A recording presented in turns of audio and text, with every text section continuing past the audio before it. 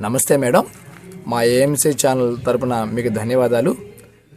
మీ ధ్యాన జీవితం, మీ పేరు, మీ ఊరి పేరు మా ఏఎంసీ ప్రేక్షకులకి పంచుకోవాల్సిందిగా మా కోరిక మేడం. ముందు మీ పేరు, మీ ఊరి పేరు ప్రారంభించండి madam. Okay sir, thank you sir. నా పేరు వెంకటలక్ష్మి సార్. లింగన్వాయి గ్రామం, అల్లంపూర్ మండలం, జోగులాంబ గద్వాల జిల్లా, తెలంగాణ రాష్ట్రం. 2020 సెప్టెంబర్ నెలలో నాకు ధ్యాన పరిచయం జరిగింది. మా వారి ద్వారా నాకు ధ్యాన పరిచయం జరిగింది.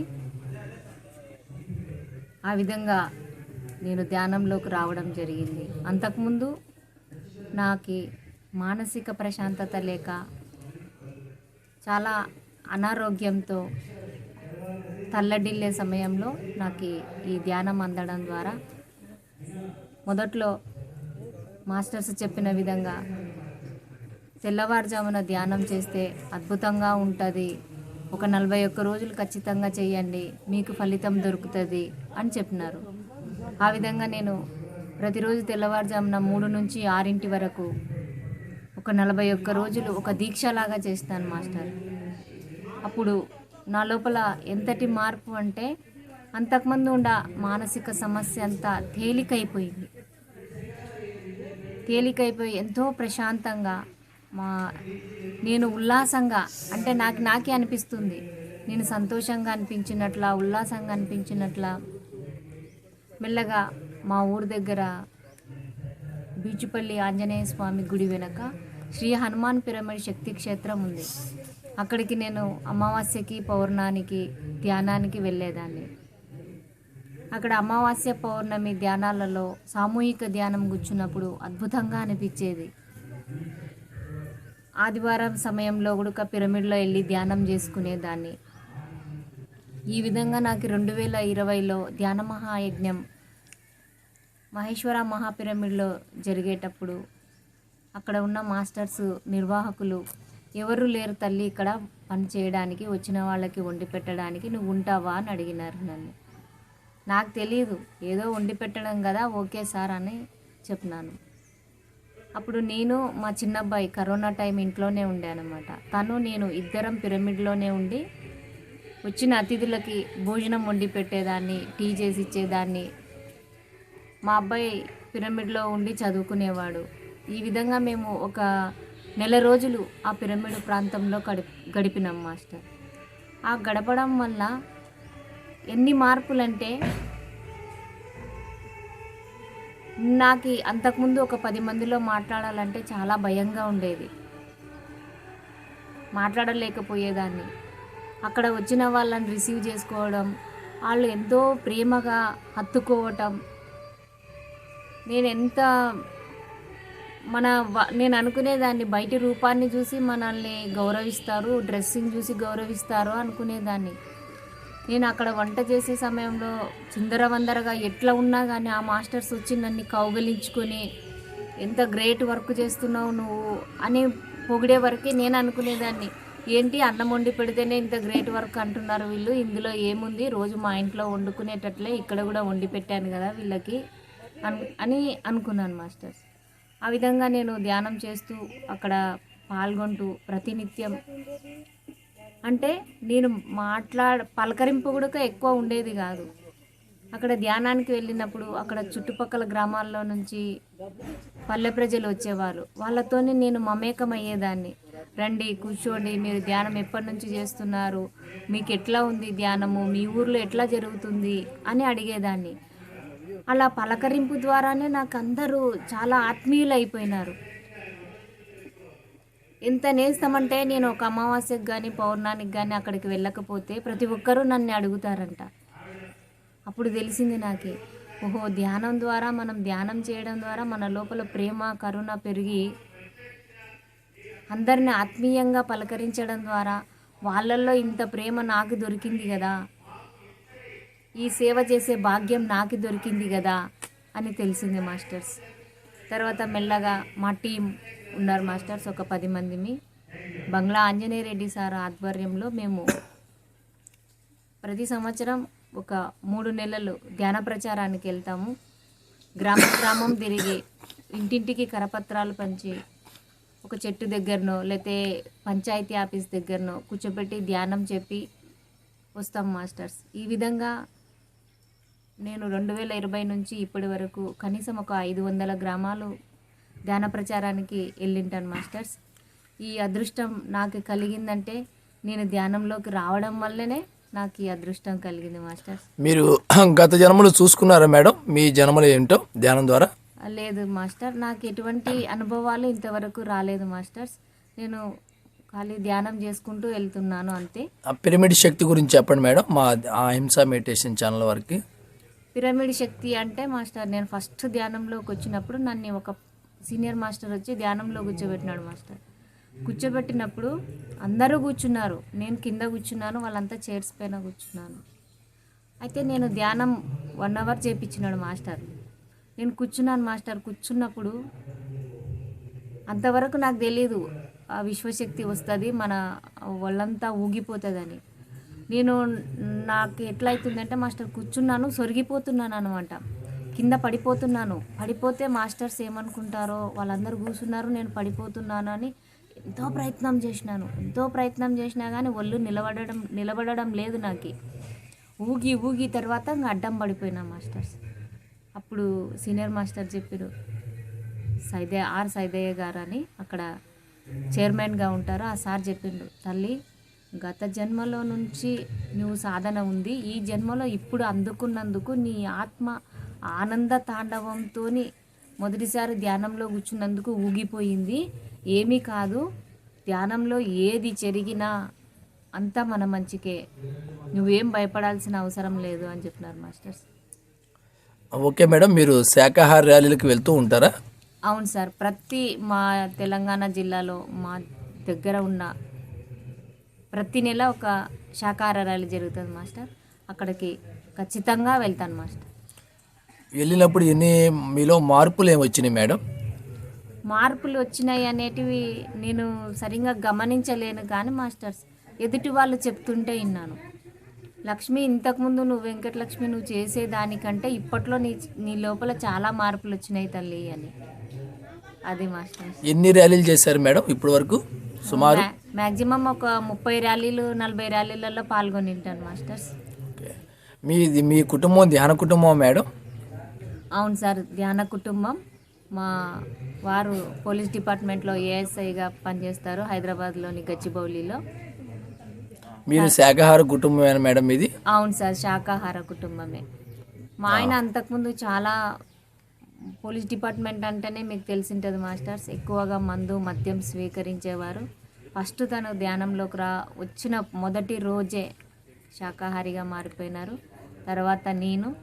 తర్వాత మా పిల్లలకి ఎట్లా చెప్పాలని ఒక వారం ఆలోచన చేసి, నాన్న ఇన్ని రోజులు ఎంజాయ్ చేసిండు కదా, మమ్మల్ని తినొద్దు అంటాడు అని పిల్లలు ఆలోచన చేసి ఏమనుకున్నాడంటే, ఏదో ఒక తప్పు చేస్తే నేను తీసుకెళ్ళి జైల్లో వేస్తాను కదా, వీళ్ళు హత్య చేసి తింటున్నారు కదా, ఇది ఇంకా అంతకంటే ఘోరమైన పాపం కదా, వీళ్ళకి ఆ విధంగా చెప్పాలనేసి తను ధ్యానంలోకి వచ్చిన వారం తర్వాత వాళ్ళిద్దరిని, మాకు 2 బాబులు సార్, వాళ్ళిద్దరిని కూర్చోబెట్టి శాకాహారం గురించి చెప్పినారు సార్.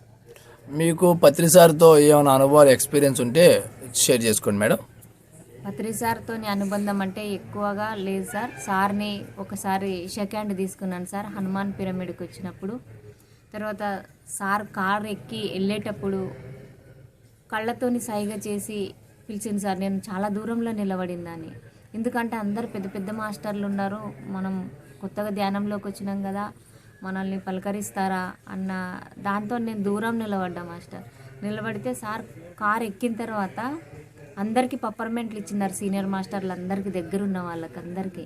నేను అక్కడ చాలా దూరంలో నిలబడినాను. అయితే సార్ కళ్ళతో ఇట్లా చూసి సైగ చేసిండు సార్. ఆ కళ్ళతో సైగ చేస్తే నన్నే అనుకొని ఫస్ట్ ఇక్కడ చూశాను, వెనకల ఎవరు లేరు, నేనే ఉన్నాను. మళ్ళీ రెండోసారి కళ్ళతో అన్నారు సార్. వెళ్ళాను మాస్టర్. వెళ్తే సార్ నా చేతిలో పప్పర్మెంట్ పెట్టినారు మాస్టర్. అది సార్తోనున్న నాకు మంచి ఎక్స్పీరియన్స్. మీకు అమావాస్య ధ్యానం, పౌర్ణమి ధ్యానం గురించి మీ ఎక్స్పీరియన్స్ షేర్ చేయండి మేడం. అయితే మాస్టర్, అమావాస్య ధ్యానం, పౌర్ణమి ధ్యానంలో ఇప్పుడు మన పిరమిడ్లో 3 శక్తి అంటారు కదా, అమావాస్య పౌర్ణమి ధ్యానాలలో శక్తి అధికంగా ఉంటుంది అని చెప్పినారు మాస్టర్స్. సామూహికంగా కూర్చుంటాం మేము. కూర్చున్నప్పుడు 3 గంటలు 4 గంటలు అద్భుతంగా ఉంటుంది మాస్టర్ ధ్యానం. మామూలుగా మన ఇంట్లో కూర్చున్న దానికి అక్కడికి చాలా తేడా ఉంటుంది అనమాట. అక్కడ ఇంకా కూర్చోవాలి కూర్చోవాలి అనిపిస్తుంటుంది, పక్కన మాస్టర్స్ కూర్చోయింటారు కాబట్టి. ఇది మాస్టర్. మీకు ఆ మౌన ధ్యానాలు ఏమైనా చేశారా మేడం మీరు ఏమన్నా ఇప్పటివరకు? ఇప్పటి వరకు నేనైతే చేయలేదు సార్. ఎందుకంటే మా పిరమిడ్లో పెడతారు ప్రతి నెల ఒక మౌన ధ్యానం. ఎందుకంటే నేను వంట సెక్షన్లో ఉంటాను సార్, ఎక్కువ వంట చేస్తుంటాను కాబట్టి నాకు ఈ మౌనం పాటించే ఇంతవరకు చేయలేదు మాస్టర్. చేయాలని ఎప్పుడు అనుకున్నా ఏదో ఒక పని తగులుతుంది, చేయలేకపోయినాను ఇంతవరకు. ఇక్కడ వైజాగ్ వచ్చారు కదా ప్రకృతి వ్యాలీలో, మీ ఇక్కడ ప్రకృతి ఒడిలో ధ్యానము ఇక్కడ విషయాలు చెప్పండి మేడం.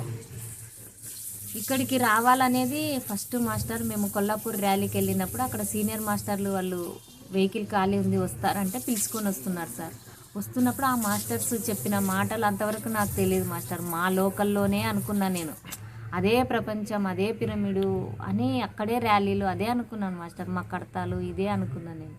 అక్కడ వచ్చేటప్పుడు ఆ మాస్టర్స్ ఏం చెప్పారంటే ఇక్కడ కొట్టాలలోని జేతవనము, తర్వాత వైజాగ్ దగ్గర అరకు దగ్గర ప్రకృతి వ్యాలీ ఉంది, అవి అసలంగా చూడాల్సింది మీరు. ఇక్కడే ఉండి ఇదే ప్రపంచం అనుకుంటున్నారు మీరు, ఇది కాదు తల్లి ప్రపంచం, వీలైతే ఖచ్చితంగా వెళ్ళండి అని ఆ రోజు చెప్పినాను మాస్టర్. అప్పటి వరకు నాకు ఈ ప్లేసెస్ ఇవన్నీ ఏం తెలీదు. ఫస్ట్ టైం వాళ్ళు చెప్పిన తర్వాత మేము డిసెంబర్లో ర్యాలీకి వెళ్ళినాము, జనవరిలో జేతవనానికి వెళ్ళినాం మాస్టర్. జేతవనంలో అద్భుతంగా అనిపించింది నాకు.